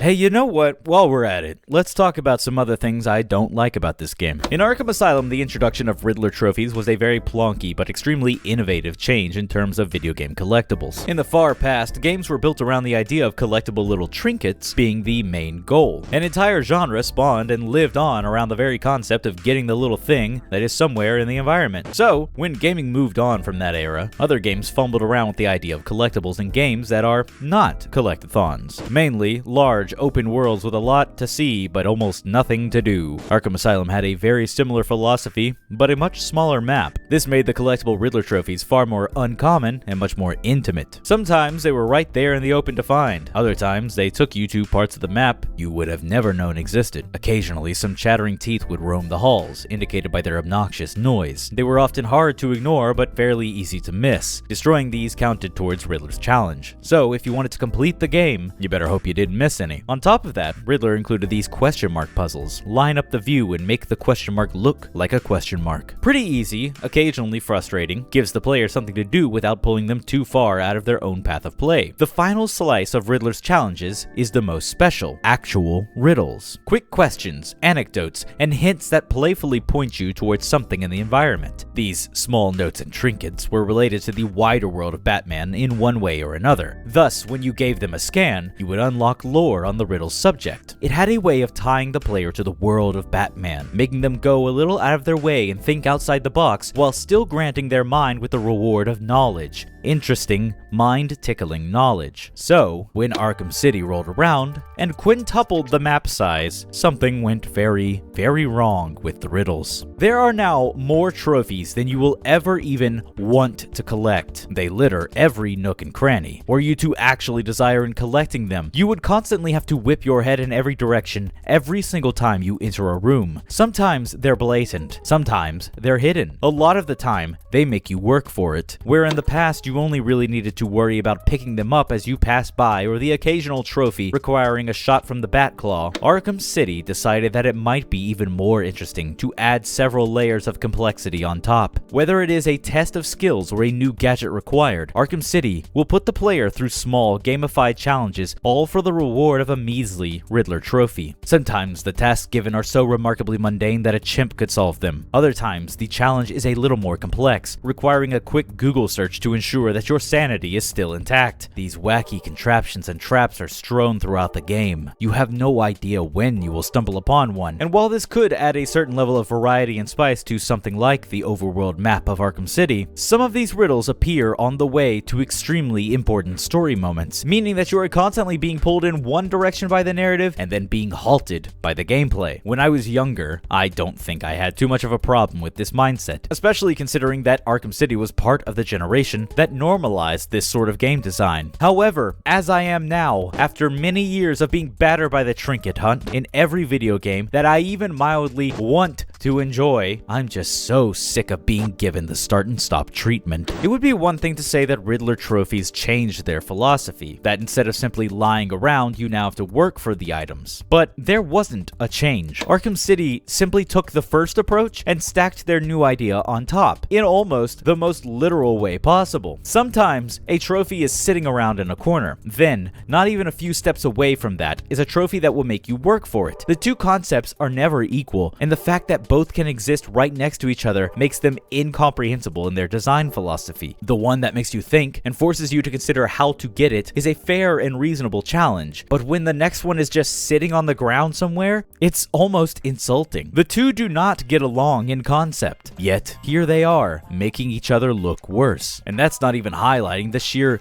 number of them. The endeavor of a player just attempting to locate them in one go is an exhausting journey that could take upwards of hours. If you, instead, play the way the game probably wants you to, picking them up as you go, you then run the risk of missing one or two along the way, which inevitably means that if you're wanting to collect them all, you've just made it all the more difficult for your future self to even locate the trophy, let alone make the expedition to go acquire it. This isn't even mentioning that the Riddler challenge contraptions themselves tend to litter the in-game world with a remarkable ugliness. Big slobs of green paint, giant button indicators on random walls, and other strange slapped-on additions make the world feel less cohesive. From a certain point of view, it's kind of cool to see how Riddler has littered the environment with his vandalism. However, just in terms of basic gameplay, it does start to annoy the eyes when you can barely go a few meters without a reminder of the villain's presence, especially with the introduction of thugs who work for the Riddler. Since the map of Arkham City is just too damn big, and the trophies are just way too plentiful, Rocksteady does not expect a player to have stumbled upon every trophy, and chances are, despite everything I've said, a player probably hasn't even seen half of the total Riddler-related items in the world in any given playthrough. So, in order to cut us some slack, we have dudes we can interrogate, giving us the location of some of these challenges on our map. It's a hasty solution, but a functionally welcome one. You can only interrogate the Riddler henchman if he's the last goon standing. So, there's a mild challenge to the quest of beating up everyone except that fragile, glowing green guy. Problem is, he's glowing green, and it's visible from a massive distance away. No detective vision or anything. Everywhere in this world, placed both at random and in very specific story-based locations, these Riddler spies are ugly beacons that ruin the otherwise incredible atmosphere of this dark and brooding game. Up to this point, I can guarantee that you've seen a few of these green goblins hopping around in the footage I'm showing on screen. I can promise you that I've been working very hard to cut around them. So if you have been seeing a lot of them, just realize that that means there are even more that have been kept hidden from you. The Riddler is a problem that seeped into far too many aspects of this world. Far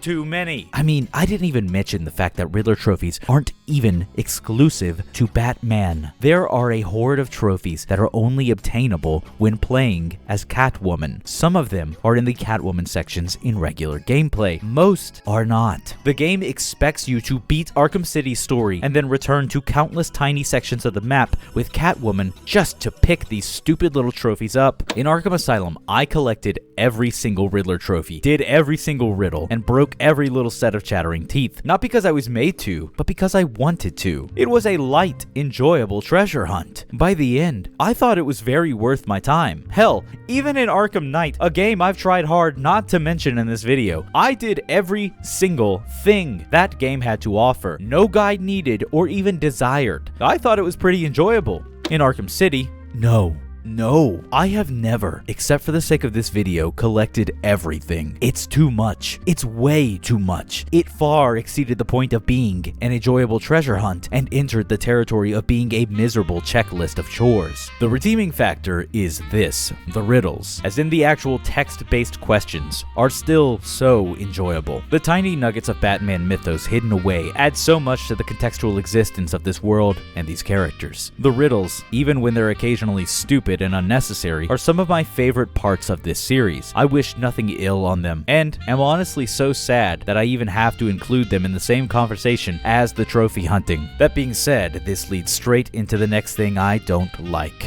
Arkham City, despite all the good I've said about it, has taken too many steps back in terms of its style.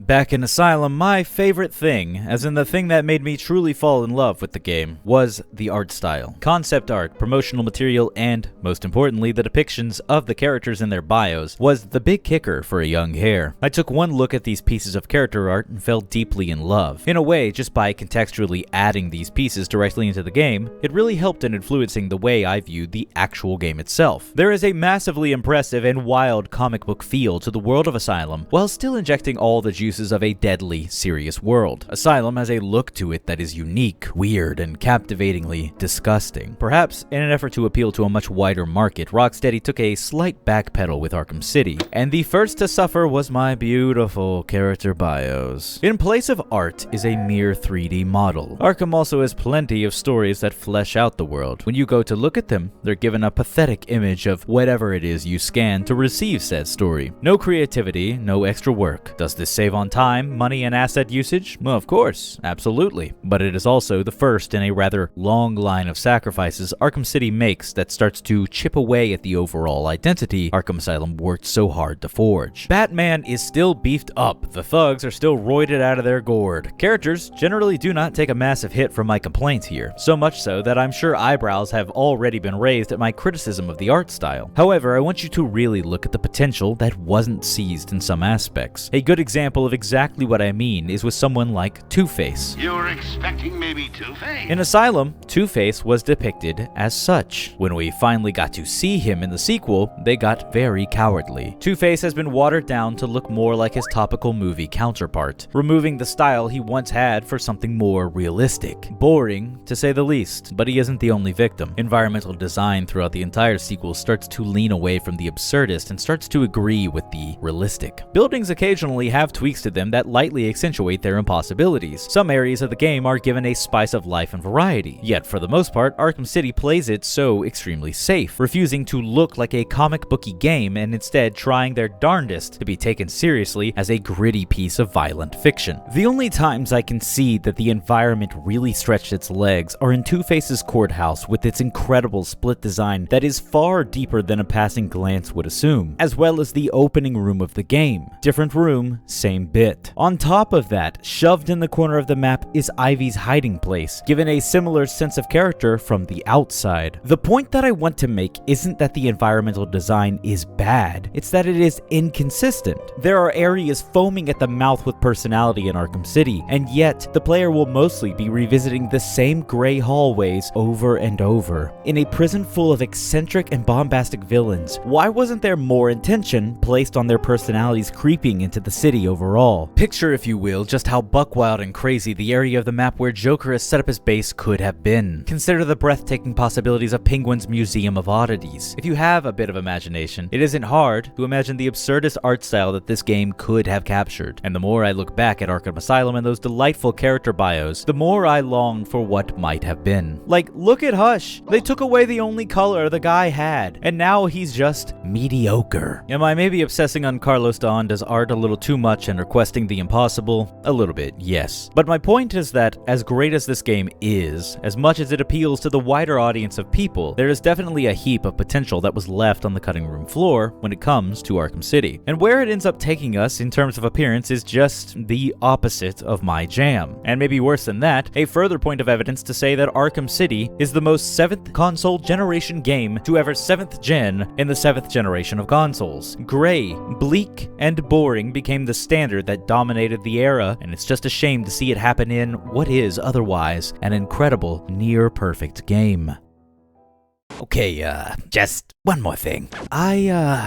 I don't like Catwoman's parts in this game. I don't hate her combat, I don't hate her Predator missions, I don't even hate that her ability to maneuver through the city is a bit obtuse and different from the norm. I just specifically don't like her sections, which you could only get if you pre-ordered/bought the game new. That's right, a lot of people don't realize this, considering the only commonly available versions are the Game of the Year edition, with every DLC included, or the Return to Arkham bundle, which I don't like for visual design reasons. But Catwoman was not always a core experience of this game. I mean, like, she was clearly supposed to be part of it, but then they yanked her parts out and locked it behind a pass. She is in the game, she is playable, but her story sections were bizarrely locked behind this system that was akin to an online pass, as was the style at the time. If you don't know what that is, you'll find out when you're older. Even when I was younger, I wished I could have removed these missions from my copy of the game. My minor annoyance with Riddler stuff halting gameplay is one thing, but the Catwoman sections are so much more frustration-inducing for me. They are nearly pointless sections that appear at certain moments in the game, interrupting the flow of the story to, I guess, give you a break from Batman shenanigans. But instead of a nice breath of relaxation, they feel more like a roadblock. While playing as Catwoman, even when you are able to roam the overworld, a certain anxiety can come over you, or at least it does for me. She is weaker, has far less shakeups to the gameplay, and overall, not nearly as fun to play. Worse than that, however, it should be noted that while there are loads of trophies around for you to possibly collect, you are typically railroaded from one objective to the next, which just makes it feel like less of a bonus mission and more of a time waster. The game rips you away from Batman and won't let you go back to him until you've done the quick but still annoying quest that Catwoman has to complete. This feeling, paired with the long list of chores Batman has to complete already, makes her sections feel like yet another distraction. So naturally, I dislike when she shows up. Outside of the opening scene having ties to the way the game ends, and her fun little secret ending, these levels are a snore for me, something that I completely skip over in my mind when discussing my love for this game. But seeing as I have you hostage here, listening to me say a lot of good things about Arkham City, I figured I might as well come clean about its flaws. Now,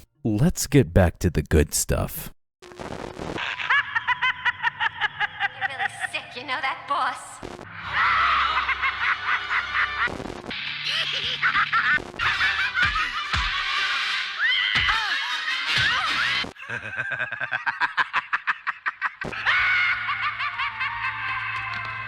In my Arkham Asylum video, I briefly mentioned that Mark Hamill's performance as the Joker in that game is probably his best performance yet. Obviously, that is in contention with what is done here in the sequel. Yet, I also mentioned that the Joker as a character grew to the point that he eclipsed everything in the game previous. He was the initial motivating factor, its levity, its intrigue. When Joker wasn't on screen, players were left wondering, where is Joker? Arkham City took this and went one step further. Vying for attention, Joker is constantly being pushed to the side as the game shifts its main antagonist. We flow from one to another in a dizzying form, even getting to the point that, despite Joker saying he'll be in touch, Hold tight.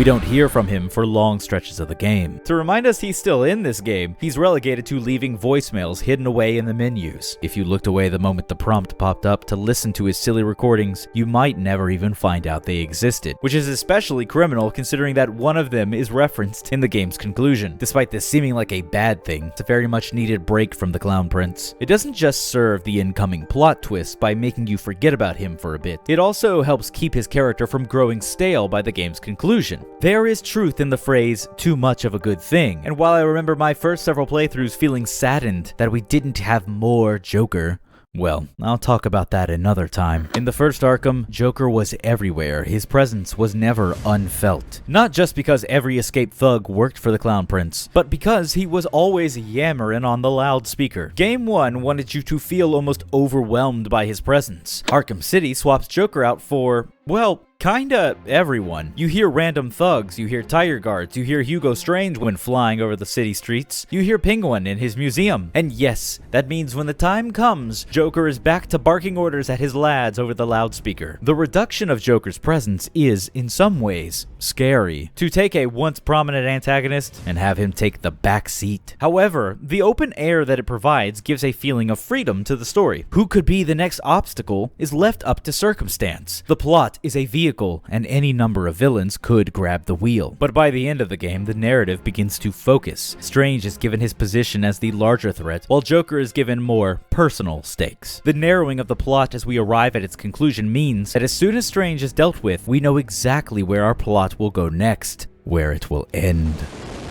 The Arkham series overall has created an extremely interesting version of Joker, a version that has persisted and wildly influenced everything surrounding the Caped Crusader. The comics have always had the villain and been willing to play around with the hallmarks of what makes him Joker. The multiple animated forms gave a voice and movement to the cartoonish criminal. The live-action performances, meanwhile, have always attempted to ground him in terms of potential. With the Arkham series, we are in a middle ground unlike any other middle ground before. Arkham is a weird world of comic book surrealism that is somehow maintaining the facade of being dark and serious. So they get to play with the Joker's levity, his weirdness, and his cruelty in a way that no other version ever has. So much so that this version of the Joker might overtake any other iteration of the character, in terms of popularity, in terms of recognizability, in terms of character trait defining. Mark Hamill dominating the vocal booth for the entirety of Arkham Asylum was certainly a good thing. It gives the game an identity and provides a legitimacy to the character that would have been sorely missed if anyone else had been present. However, if it was 2 games in a row, one might complain that this isn't a Batman series, it's a Batman and Joker series. The Mark Hamill show, which is never something I would think to complain about, but thankfully we got a bit of a break. Just long enough of a break to give room for the other stars to shine. All that just before the Clown Prince swoops in at the last second and steals the spotlight once more.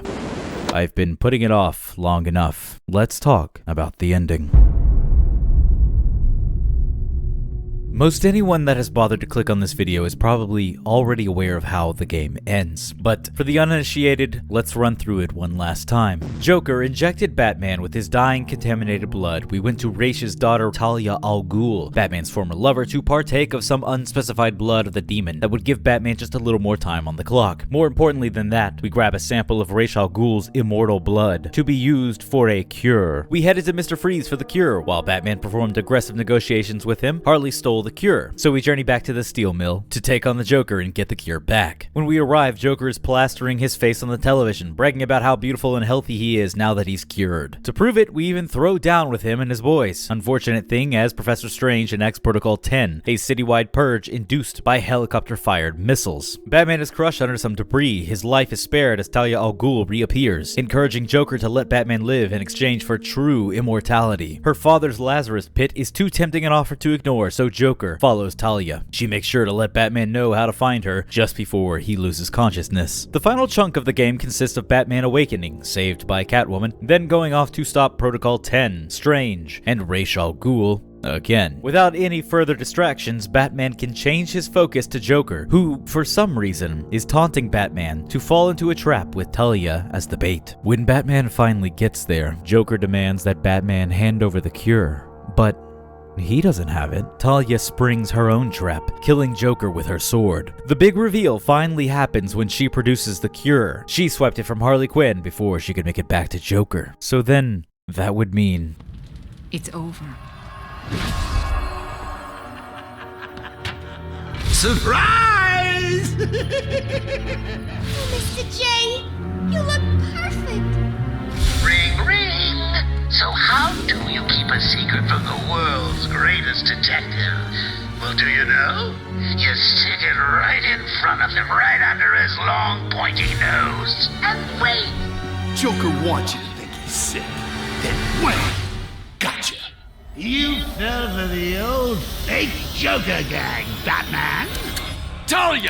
Talia is shot to death as the big reveal occurs. The Joker lying dead on the floor is a fake. He was never cured. The faker turns out to be Clayface, a crazed former actor who was giving the performance of a lifetime. He consumes the vial containing the cure. If we weren't motivated to face him down before, we are now. Clayface is our final boss. We fight him in the Monarch Theater for the first half of his fight. Then, Joker blows the floor to the theater, revealing the Lazarus pit from earlier in the game. It was situated right below of the theater. We go one more round with Clayface's split-apart minions, using Talia, or I guess it's Raish's, sword to slice the goo monsters up. Batman obtains the cure, taking a swig with only a few drops remaining. Joker calls from above, teasing the idea of dropping into the Lazarus pit. Bruce Javelin throws the sword into the overhead machinery, ruining the pit and possibly Clayface in the process. An explosion knocks Batman out for a moment. When he recovers, the room is dark and foreboding. Batman's first instinct is to check that the cure is still in his hand. Joker's first instinct is to taunt the hero.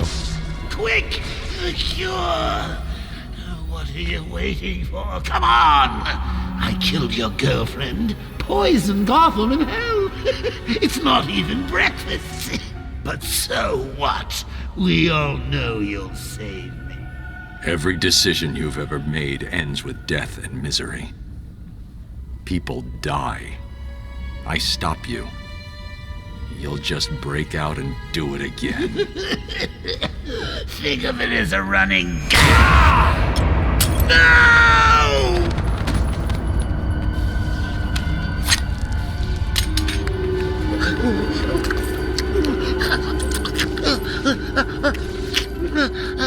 Are you happy now? Do you want to know something funny? Even after everything you've done, I would have saved you.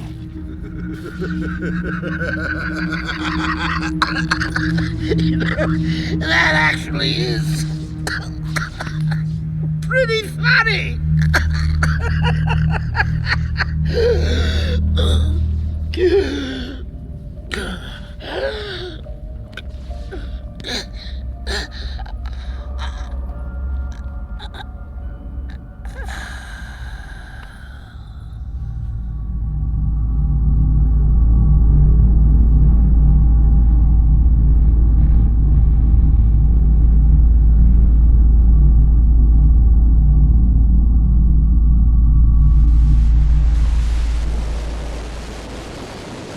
Arkham City is no Shakespearean play. It's not exactly smart most times. Even its most dramatic twist wouldn't hold up too well if I were to analyze it intensely, but that's not really the point. This ending is bold, it's brave, and it sneaks up on you like death sometimes does. A conclusion to a Batman title wherein Joker is allowed to just straight up die isn't impressive by itself. More so, the wider context is what makes this ending feel special in my eyes. Joker's last laugh here in Arkham City is an unexpected but necessary conclusion. As I've been building up for the last several paragraphs, Joker is the heart that beats at the center of this series. With him gone, a light has gone out. Batman carries Joker's corpse in a way that mirrors the first shot of this game, a painting of the Bible's Cain and Abel. I will refrain from analyzing some of the deeper implications of this, but I will not refrain from discussing the possibilities that open up after a storytelling opportunity like this one. The game ends with Batman laying Joker on the hood of a police cruiser and flying off. The credits roll. When they conclude, you are spit out into the world of Arkham City once more to play a Catwoman mission and then perform any necessary cleanup with the two playable characters. What's interesting is how everything changes after this point. The post-game of Arkham City is one in which the environment is destroyed, left in ruins by the effects of Protocol 10, and the power dynamics are shifting once more. In my eyes, Joker's army is the most interesting part of the post-game. They discuss what's next. They start to retell the events of Joker's death differently. Each of them claim that Batman killed Joker once and for all. Joker has only been dead a short time, and yet the immediate scramble to fill his oversized clown shoes has begun. As a player, my mind raced with the possibilities. Now 2 entries deep, Rocksteady had proven themselves and their writing capabilities. With their strongest crutch removed, the story of Arkham was free to go anywhere, do anything, put anyone they desire under the next game's spotlight. I've barely made mention of it, but this game includes many different branches of storylines that grow outward, stretching beyond the scope of this game. In less artistic terms, there are a lot of loose ends that Arkham City does not wrap up. Instead, there are hints for what is to come next. Azrael tells Batman of an impending apocalypse that will consume the great detective, then disappears, promising to see us in the next game. The identity thief is a killer who's been stealing faces of people in Arkham with terrifying surgical precision. When we finally find his hideout, he reveals his master plan, his new face. But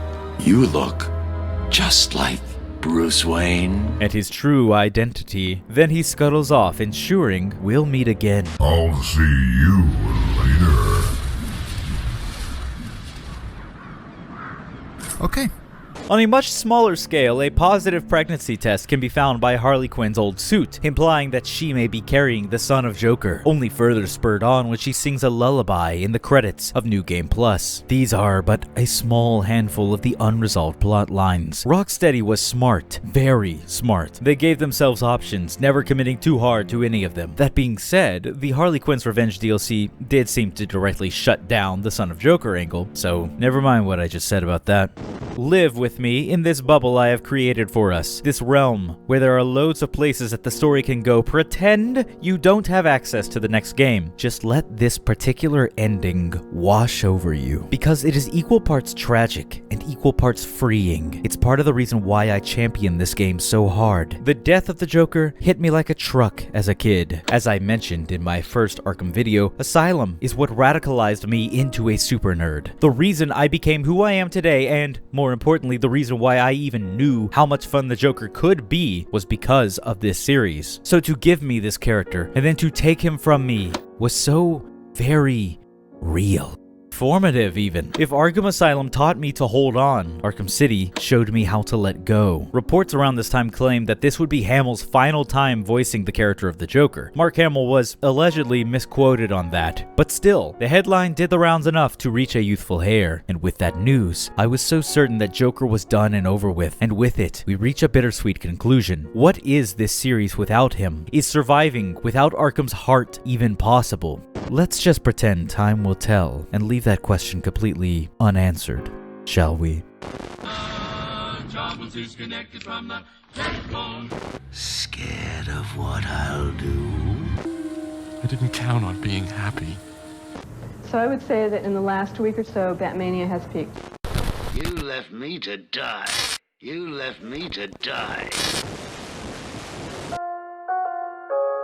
Batman Arkham City, a Batman licensed video game sequel to Rocksteady's Batman Arkham Asylum, is a bizarre batch of charms and complications. On the one hand, it might just be the greatest game ever made. On the other hand, that doesn't make it a flawless experience. When someone says that a piece of fiction, a product, or an experience is perfect, I think it should remain well understood that no one is being literal with that term. Perfection in this sense is in reference to something else. Not to be without flaws, but to shine so brightly and connect with the human being soul so strongly that the supposed flaws are nearly non-existent. In case the implication is not clear, Batman Arkham City is perfect. Those are the words leaving my lips. It is a game that I have returned to countless times over the many years since its release. To say that I know it well would be an understatement. Every time I boot it up, my hands glide over the buttons, never misremembering the controls. My natural intuition is able to direct me to the next objective before the game ever even notifies me. Arkham City's layout is so finely committed to my memory that I wouldn't be surprised if there was a wrinkle formed on the surface of my brain in the shape of its dilapidated streets. The gameplay continues to captivate me, leaving my gamer fingers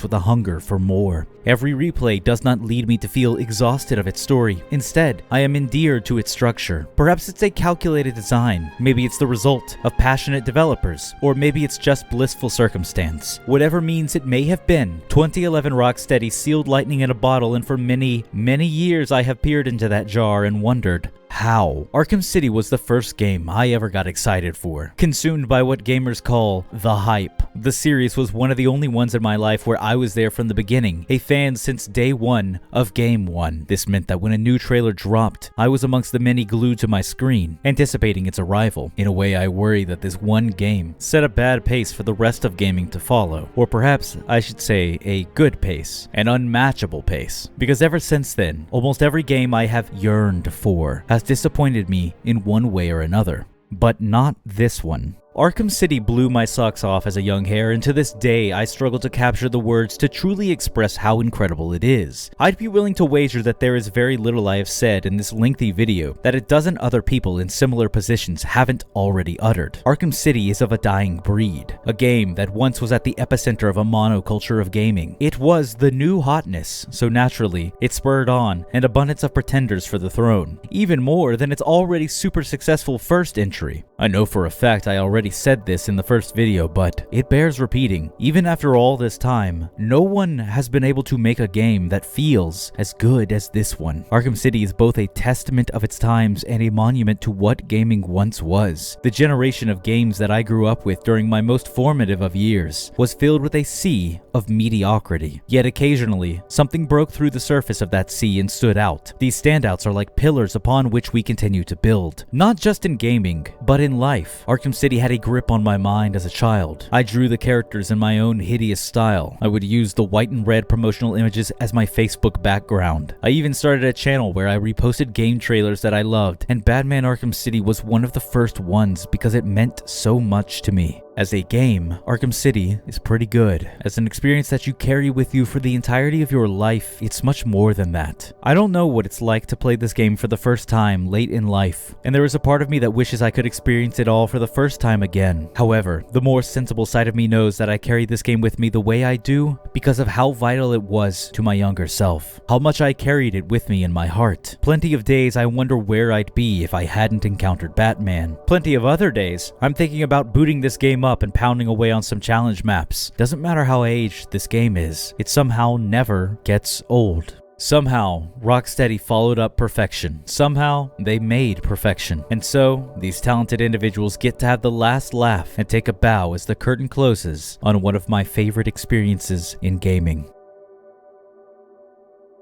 And then Warner Brothers made a prequel that kinda ruined it for me. That's another video that took way too long, but it's done. The next couple will probably be way shorter and will probably surprise you. So subscribe for that. Also go to the Patreon where you can join for free to keep up with what I'm doing. Or if you want to, you can kick in as little as $1 a month to get your name featured here with these lovely people, as well as some extra bonus content. Speaking of, I should have a bonus video related to Batman up there sometime very soon. I'm gonna hurry up and go get started on that, so I'll catch you down the road. Be excellent to each other.